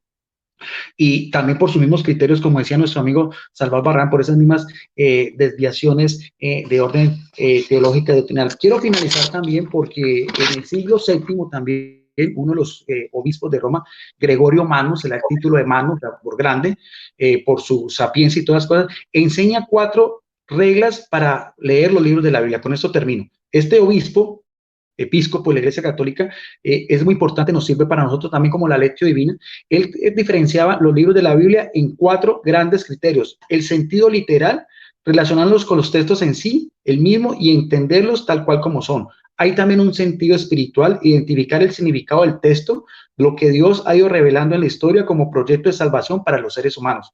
Otro sentido es el sentido moral, conocer la forma como debemos actuar, acuerdo a las palabras de la Biblia, sobre todo los mandamientos de la ley de Dios. Y también la Biblia tiene un sentido escatológico, o sea, del final de los tiempos, o sea, escatología que trasciende, según la cual la palabra de Dios nos debe mover y comprender lo que debemos esperar. ¿Y qué es lo que debemos esperar? La parucía, o sea, la venida de nuestro Señor Jesucristo. Mire bien cómo también hasta los mismos obispos de Roma también estudiaban las Sagradas Escrituras, daban sus criterios y daban también la formación para que así se pudieran entender de una forma clara y precisa en estos primeros siglos, porque a veces se piensa de una manera errónea en la leyenda negra que la Iglesia Católica, la Biblia pues la ocultó, que solo fue hasta los paladines del protestantismo que le dieron todo ese realce. Mentiras, lo acabo de mostrar, cómo desde los siglos primeros estos padres de la iglesia, esas primeras obras, tenían todo lo que era la importancia de la Sagrada Escritura hasta este Papa que es del siglo VII. Bueno, con eso termino entonces mi intervención y luego paso también a Arnold Portillo. Guido, le hacían falta 3 minutos, Le avisé 5. Sí. Usted me dijo que la avisé. No, ya, sí, no, ya más o menos es lo que tenía más o menos preparado para hoy. Ya creo que fue más que suficiente. Gracias, Arnold. Ok. Entonces, hermanitos, llegamos a una sección de preguntas. Tanto Guido Rojas como el hermanito Salvador Barragán van a responder una pregunta del público, de los espectadores. Antes de poner la pregunta o de decírselas, la voy a leer yo para ver si tiene que ver con el tema, ¿verdad? Permítame un momento, déjenme ver, aquí hay una.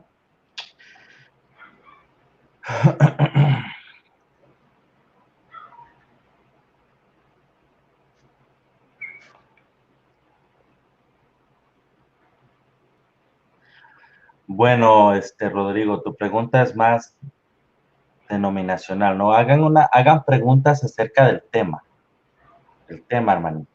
Enfóquense en el tema.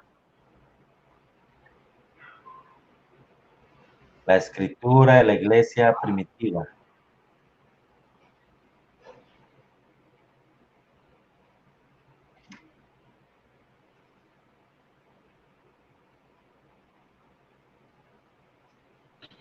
Si no, Arnold, si me lo permites, yo le quisiera hacer una pregunta a nuestro amigo Salvador Barragán del tema. Pues yo creo que sería lo mejor porque creo no prepararon sus preguntas del público. Hay preguntas, pero creo que Hay una buena pregunta, hermano, de Denis Robleto, creo que él es católico, tiene rato aquí en el chat. No sé si quiera considerarlo usted como moderador. Lo dejo a su criterio. A ver si lo encuentro. Permíteme, hermanito Guido. También pueden hacer una pregunta después. Denise, ¿qué se llama? Robleto. Aquí vi su pregunta. Denise Robleto. Usted considéralo. Yo tengo una pregunta interesante que, si me permiten, la quisiera hacer, y es con el tema, ¿no? Solo manera de que conocer la opinión de Salvador Barragán. Claro, adelante. Bueno, yo quería preguntarle al señor Salvador Barragán si él considera que estos escritos, pues, extrabíblicos, del cual ha hecho mención, como la de Didache, las cartas de Bernabé, las cartas de Ignacio de Antioquía, el pastor de Hermes y todas estas cuestiones, en fin, y todos estos primeros escritos de los primeros siglos, que tiene relación también con lo que era la iglesia primitiva, si él considera que esos escritos también tenían la iluminación del Espíritu Santo. Si es sí, ¿por qué? Y si es no, ¿por qué? Sí, entendió la pregunta, hermano Salvador. O la puede volver a repetir, A ver. La pregunta es muy importante. Nuestro amigo Salvador Barragán reconoce que en el mismo contexto, pues, de lo que es la iglesia primitiva, hay otros escritos extrabíblicos, como el Didache, el pastor de Hermes, la carta de Bernabé, la carta de Clemente Romano, las cartas de Ignacio de Antioquías y otros también por ese mismo periodo, que si él considera en su criterio de que esos escritos también tienen inspiración del Espíritu Santo, sí, no y por qué. Ahora discúlpame, Guido, es que mi hija está hablando y perdón. A ver, ¿me la vuelves a repetir? Es que mi hija está hablando y estoy diciendo que le baje la voz. ¿Arnold le entendió la pregunta? A ver, perdón, discúlpame. Los antiguos que Salvador reconoce, extrabíblicos, pero que Salvador los reconoce, que él los mencionó. Entonces, acerca de eso, el hermanito Guido le está preguntando a usted, ¿reconoce usted que son inspirados por el Espíritu Santo de Dios? Creo que esa fue la pregunta, ¿verdad, hermano Guido? Y creo que dijo que sí, por alguna razón, y si no, por otra. Ahí es donde quería escuchar. Ahí la respuesta, lo que él quiere es que usted dé una respuesta concreta y la razón de la respuesta. Okay. Sí, mire, pero ¿cuál fue al terminar la pregunta, Guido? Dijiste que si digo que sí. Sí, o sea, es decir, tú citas, Salvador Barragán, estos escritos que son extrabíblicos, ¿no? pero algunos contemporáneos, por ejemplo, la de Didaché es de principios del siglo, es de finales del siglo I. La carta de Ignacio de Antioquía ya es de principios del siglo II. La carta de Bernabé también es del siglo I. El pastor de Hermes, estas obras, si esas obras consideras tú, que las aceptas tú como historiador evangélico, si crees que tienen inspiración divina de lo alto del Espíritu Santo, sí, ¿por qué? Y si no, ¿por qué? O sea, si son inspiradas, si tienen inspiración del Espíritu Santo, sí, ¿por qué? Y si no, ¿por qué? Porque por algo las citas, por eso son importantes, por eso son parte de lo que es la iglesia primitiva. Ok. Sí, gracias. Ahora sí, mira, en primer lugar, el primero, según el doctor F.S.S. Bruce, para el año 70 después de Cristo, el primero que hizo una compilación o que hizo un canon paulino fue Lucas, en el año 70 después de Cristo. Según el doctor F.S.S. Bruce, yo te voy a aterrizar a la pregunta, en el año 70 después de Cristo se hizo un corpus paulino, que eran las cartas del apóstol Pablo, se empezaron a distribuir en iglesias y se leían dentro de las iglesias. O sea, fueron las órdenes de Pablo. Cuando viene la era post-apostólica, cuando estamos hablando de los 7 documentos de los padres de la iglesia, o de los padres apostólicos, más bien dicho, no son inspirados por Dios. ¿Por qué? Un ejemplo, se nos ha enseñado dentro de cualquier seminario, dentro de cualquier bachillerato teológico, dentro de cualquier instituto bíblico, de cualquier índole de nivel académico, que podemos ver que la iglesia tomó los 27 libros del Nuevo Testamento y se cree, y hay muchos eruditos que llegan a esta conclusión, que a finales del siglo II los 27 libros del Nuevo Testamento estaban reunidos, desechando los otros escritos, tanto como la Didaché, incluso la misma carta de Clemente de Roma. ¿Por qué no son inspirados por Dios? Porque según los eruditos se puede ver el tipo de lenguaje.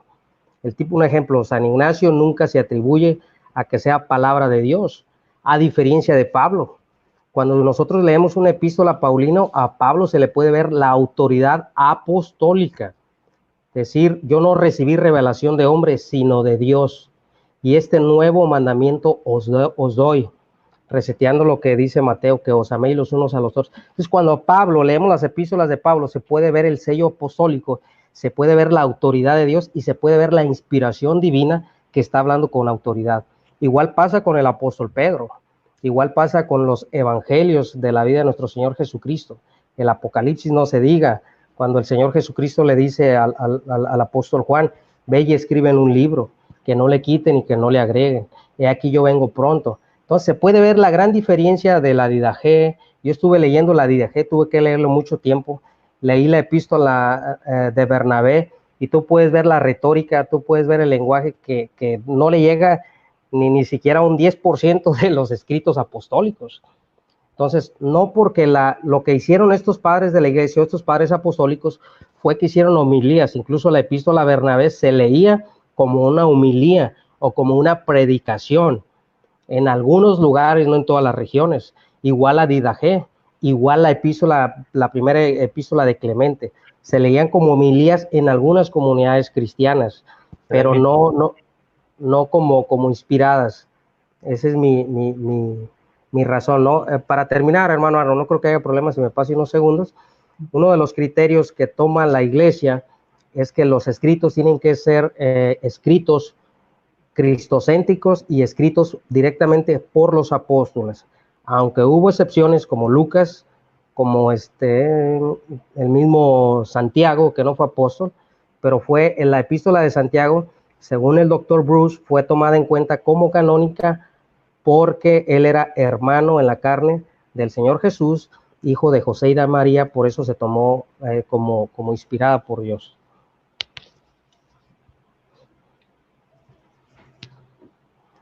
Listo, hermano. Gracias. Sí, Guido expresó bien su pensamiento. No, muy respetable, no voy a poner a contra porque no, era solamente una pregunta y no es de réplica porque si no, yo respeto mucho esos criterios, o sea, no simplemente tenía la curiosidad A mí los debates no me gusta preguntar porque es poner cuestionamiento la fe del otro, no me gusta, pero sí quería saber más o menos la opinión de Salvador Barragán con respecto a eso. No sé si él me quiere hacer una pregunta para el público para que ya finalicemos Yo porque no, tenemos dos preguntas, ¿no?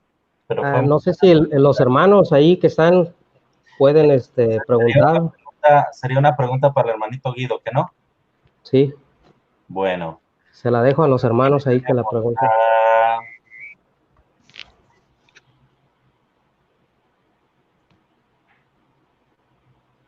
Para Guido, una pregunta para Guido, hermanitos.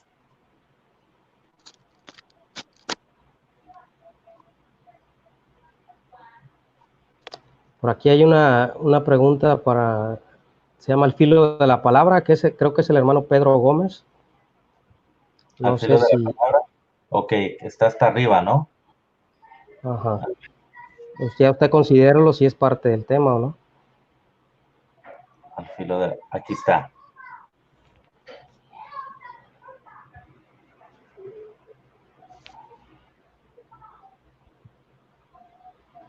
A ver, la voy a poner en pantalla, ¿no? A ver, voy a leerla. El Señor Jesús y los apóstoles, las procesiones y confesiones a sacerdotes, los pecados tomando en cuenta que los apóstoles sabían que no estaban abajo. Yo creo que...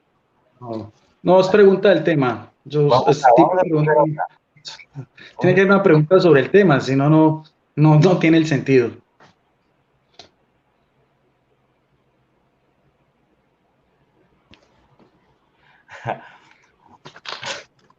Bueno, aquí hay una pregunta, ¿no? Para no tardarnos más. Dice, pregunta para Guido. ¿Hay una tradición oral que no esté escrita? ¿Y cuál es? Dice, ¿hay una tradición oral que no está escrita y cuál es? Así dice. No. O sea, no. Bueno, de todas maneras, más o menos, decir, mire, toda la Biblia es una tradición oral primero. Tanto en el Antiguo como en el Nuevo Testamento. Los escritos del Antiguo Testamento se empezaron a escribir a partir del siglo X, durante la época del reinado de David o de Salomón. No existen originales.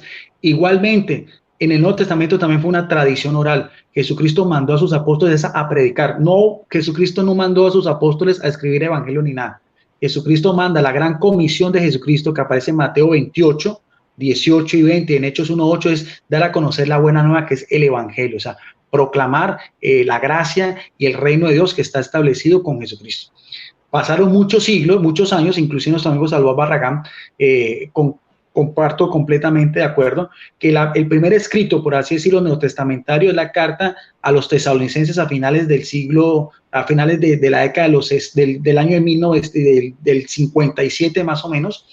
Los evangelios fueron los 3 evangelios sinópticos, que son Mateo, Marcos y Lucas, fueron escritos entre los 60 y los 80, mientras que el mismo periodo también de lo que es Hechos de los Apóstoles, las cartas paulinas también están fechadas hacia el año 57, como decíamos, hasta el año 65, más o menos antes de su martirio, fechado hacia el año 67, y lo que es el compendio jovánico también, fue primero una tradición oral, que fue hacia los años, finales de los años 90, del 97 más o menos al 102, que termina con su evangelio. O sea, podemos mirar a ver que también en la Biblia, tanto en el Antiguo como en el Nuevo Testamento, primero hubo una tradición oral y después sí se puso por escrito, que en este momento lo que tenemos son copias y códices, pero no tenemos originales ni el Antiguo ni el Nuevo Testamento. Wow. Muy buena pregunta, muy buena respuesta, ¿eh? Hermano Salvador, no sé si usted ha considerado contestarle a Rodrigo Calvo. Sí, hermano, claro que sí. Mire, ok, ha hecho varias preguntas en sí, pero voy a exponer esta. A ver, vamos a leerla, a ver si va con el tema. Salvador Barragán, si los judíos del siglo I usaban 22 libros, según Flavio Josefo, y hoy día usan 24 libros, pregunta, ¿a cuál de los dos cánones judíos responde el canon protestante actual de 39 libros. Sí, es el mismo canon, ¿no? Podemos ver desde los tiempos de Esdras. Creo que en el tiempo, si no mal recuerdo, por ahí tengo un video acerca de ello, en el tiempo de Esdras se menciona un compendio de 24.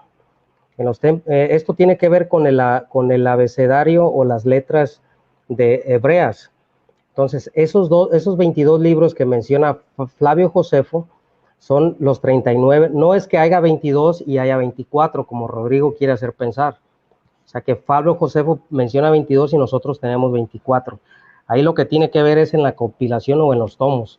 Recordemos que el Antiguo Testamento era una colección tripartida, que se conocía como la Torá, que eran los primeros 5 libros de la Biblia. Después se conocía como los profetas, que era, para un ejemplo, para los judíos, Josué, Jueces, el libro de los reyes, las crónicas de los reyes, los primero y segundo libro de Samuel, para nosotros son históricos. Para los judíos de aquel tiempo eran proféticos. Los 12 profetas mayores y los 4 profetas mayores, perdón, y los 12 profetas menores eran los profetas. Y los escritos era donde estaban, se puede decir que están el libro de los Salmos, sabiduría, los Salmos, Eclesiastés, Proverbios, incluso Esdras, el libro de Cantar de los Cantares, que se leía nada más una vez por año en el tiempo judío, y era una colección tripartida. Pero ahí lo que dice Rodrigo es de 22 a 24 es la misma cantidad de libros, lo que cambia es en la colección que se llevan a cambio, porque había respecto a las letras hebreas, a eso es a lo que se refiere Flavio Josefo. No que nosotros tengamos un canon alterado diferente al canon palestino.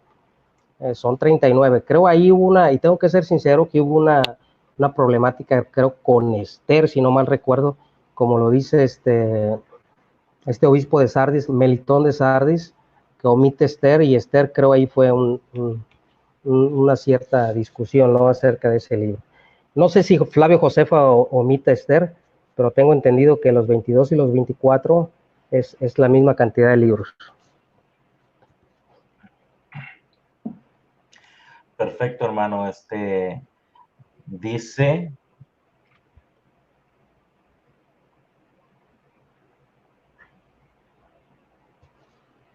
Oh. A ver, vamos a ver, aquí hay una, dice... Que sea la última, ¿no? Quedamos dos. Sí, quedan dos preguntas y ya no alarguemos mucho ya esto. Creo que fue más que suficiente y yo pensaba que era una y una, pero sí, bueno, para quedar por igual quedamos que sea la última, porque si no entonces se va a alargar más el video y se hace mucho más pesado. Creo que lo que se expuso fue excelente por ambas partes, ¿no? Bueno, el hermano ha insistido mucho en leer sus preguntas, ¿no?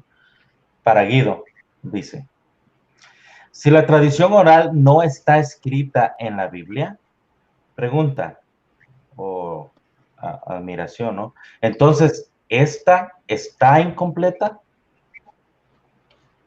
Bien, vuelvo a lo mismo. No sé si se está refiriendo a los textos de la Biblia. Vuelvo a repetir. Tanto en el Antiguo como el Nuevo Testamento, primero fue el acontecimiento como tal. Después las iglesias, por ejemplo, en el Nuevo Testamento, ¿qué fue? Fue el acontecimiento como tal. La vida de Jesucristo y la de los apóstoles. Después hubo una transmisión oral que se fue a las primeras comunidades y después se vio en la necesidad de que se pusiera por escrito, teniendo en cuenta de que cada escrito tenía un destinatario diferente. Por ejemplo, el Evangelio de Mateo fue escrito precisamente a los judíos que están haciendo la conversión al cristianismo. El Evangelio de Lucas es todo lo contrario, hace más referencia a lo que es el mundo pagano, porque él también era griego. Él no era ni siquiera judío, discípulo inmediato del apóstol Pablo. Entonces también el Evangelio de Lucas y Hechos de los Apóstoles son dos libros que también tienen mucha relevancia con lo que son el mundo gentil. Al igual que Marcos, es el más corto, el más condensado también, hace unas referencias muy interesantes sobre la vida de Jesucristo, y también el Evangelio de Juan es más de orden teológico, era más para responder sobre todo a los gnósticos, a las primeras herejías que se iban presentando, y sobre todo resaltando la divinidad de nuestro Señor Jesucristo, al igual que ya lo que es los otros, las diferentes cartas, tanto de Pablo como de Pedro. Hay algunas que son apostólicas y hay otras que son católicas en el sentido que no tiene un destinatario como tal. Por ejemplo, la carta de Santiago no tiene un destinatario como tal, las cartas de Pedro no tienen un destinatario como tal, la carta de Judas, mientras que las de Pablo sí tienen unos destinatarios precisos, que son comunidades a las cuales él visita en Asia Menor, y las que él manda especialmente a Filemón, a Tito o a Timoteo. Y el libro del Apocalipsis como tal tiene también otro género literario, también escrito ya a finales del siglo I, cuando se encontraba Pablo pues en la isla de Patmos, desterrado también, que tiene también un lenguaje muy importante, que tiene las mismas características del texto del Antiguo Testamento de Daniel. Pero todo eso, como le digo, fue un compendio como tal. Ahora, la reunión de todo eso es interesante, ¿no? Porque no hay en el Nuevo Testamento ningún pasaje donde diga que sean 27 libros. Eso ya es parte de lo que fue la Iglesia Apostólica.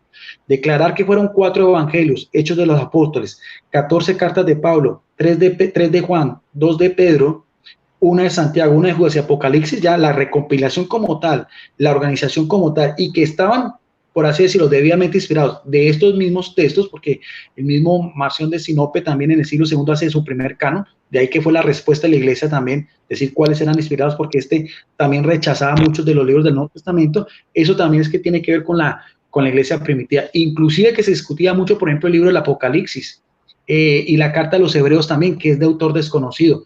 De hecho, muchos eruditos bíblicos atribuyen carta a los Hebreos al mismo Clemente Romano, otros a Bernabé, otros a Apolo. Entonces, eso también es interesante, ya de pronto más adelante lo podemos también analizar con nuestro amigo Salvador Barragán, porque esto da para mucho.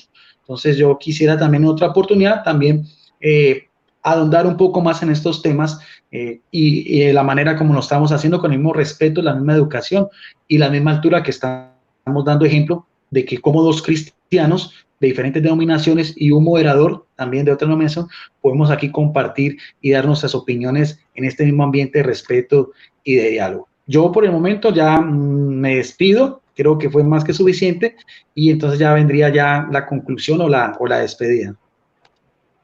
Así es. Adelante, hermano Salvador, con su despedida.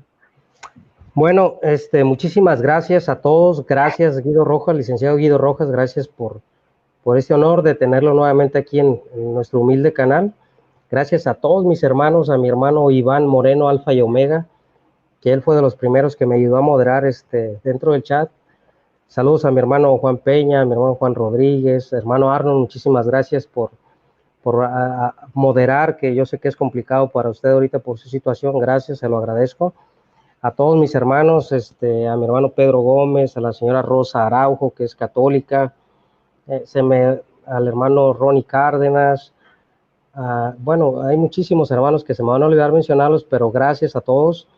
Invitarlos a que si no están suscritos, se suscriban a mi canal, le den like al video. Y este debate, les vuelvo a repetir, que no es para ver quién gana, sino para que el pueblo de Dios se edifique, tanto el pueblo católico, tanto como el pueblo evangélico. Por mi parte es todo, y a Guido Rojas le mando un fuerte abrazo hasta Cúcuta, Colombia, y gracias por venir a este canal. Hermanito Guido, adelante con su despedida. Gracias. Le acepto el abrazo, pero no vivo en Cúcuta, vivo en Palmira, Colombia. Palmira es en el sur, Cúcuta es casi frontera con Venezuela. Son 2 áreas, vivo en Palmira, Valle del Cauca. No, lo mismo, le agradezco a Salvador Barragán la invitación. Yo no tengo ningún problema. A veces me dicen, ¿por qué no debate en su canal? A mí eso me es indiferente, debatir o compartir en cualquier canal de nuestros amigos evangélicos, porque es la oportunidad también de pronto de que evidentemente hay más auditorio evangélico, también tener la oportunidad de escuchar la otra parte, ¿no? Y también a ti, Arnold, también por tu gentileza, también por tu amabilidad, por tu tiempo. Quiero también decir que este video también lo comparto en mi Facebook, en Facebook, que llama Debates Bíblico Teológico Licenciado Guido Rojas, un debate, un grupo en Facebook abierto y también en mi canal en YouTube que se llama Videos Apologética Católica. Quiero hacer un anuncio, una propaganda. Mañana va a tener un debate muy interesante con un pastor peruano muy conocido también, el pastor Magno Lastra, un caballero, un señor. Lo vamos a hacer en el canal del pastor Eduardo Gutiérrez, se llama reflexionesdelpastor.com, un debate que yo le había propuesto de tiempo atrás y yo le había dicho, escoja el canal del moderador. El pastor Magno Lastra quiso escoger el canal del pastor Eduardo Gutiérrez, él lo va a moderar. Entonces, mañana va a ser esa cita, 9 de la noche, hora de Miami. El tema va a ser el arrebatamiento, que también es un tema interesante. No siendo más por el momento, bendiciones para todas las personas que están en este momento conectadas. Quedamos como siempre en el amor de nuestro gran Dios y Salvador Jesucristo, que sobrepasa todos nuestros credos y todas nuestras denominaciones. Él nos ve tal cual como nuestro hermano mayor y somos las ovejas predilectas de él si seguimos sus mandatos y sus preceptos. Gracias, Arnold, y gracias, Barragán. Salvador. Gracias. Suscríbanse al canal del pastor Magno Lastra, al canal del hermano Juan Peña, del hermano Javier Martínez, del hermano Dani Córdoba, Ángel Regalado. Nuestro hermano Arnold Portillo también tiene un canal. Suscríbanse al de Guido Rojas también. Están cordialmente invitados a todos los canales. Dios los bendiga. Aprovecho también, me pidió esto de favor mi hermano Charles Fuentes, el hermano Carlos Fuentes, que el que nos acompañó en otro video, ya tradujo su libro, un libro histórico. En su canal del hermano Charles Fuentes pueden encontrar la información, cómo pueden encontrar el libro y el dinero que cuesta ese libro. Se llama Snoopy Evangélico, creo, el canal del hermano Carlos Fuentes, Charles Fuentes. Me avisó que ya lo tradujo, ese lo tradujo del brasileño al español, a nuestro idioma. Ahí lo pueden buscar, creo que por ahí lo pueden buscar en Amazon, y ahí se pueden poner de acuerdo con el hermano Carlos Fuentes, Charles Fuentes. Dios los bendiga y muchísimas gracias, hermanos. La voz del cristiano evangélico se llama. Okay. Hermanos, que el Señor me los bendiga, que el ángel de Jehová acampe alrededor de todos ustedes, que los proteja, que los defienda y que los continúe prosperando, hermanos. Hermanito Guido, que el Señor lo bendiga, a usted y su familia. Hermanito Salvador, a usted también y a todos y cada uno de los que están viendo en vivo y de los que van a ver este debate. Esperamos, hermanos, que haya sido de su agrado para todos ustedes. En el nombre de Jesucristo. Amén. Damos por terminado este debate.